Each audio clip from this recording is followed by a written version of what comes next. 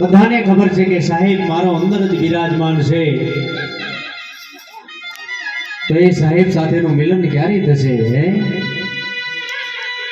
એમને તો જગાડી દીધા હતા સવારામ બાપાએ, તો અંદર એલા પીયુને જગાડી દીધા. શું કે બેરીટીની અંદર અરે અંગૂઠો મરડીને પીયુને જગાડ્યા રે.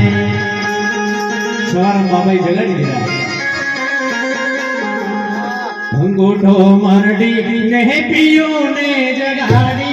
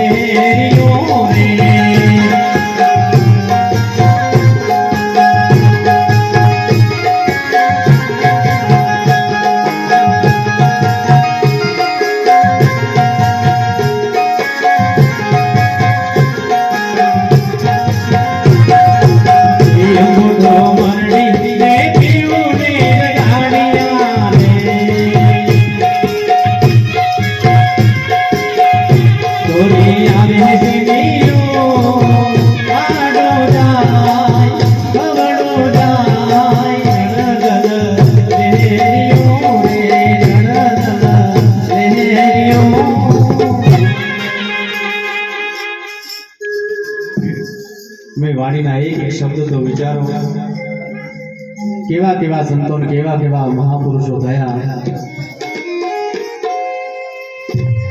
વાણીની અંદર રસિકભાઈએ ગાયું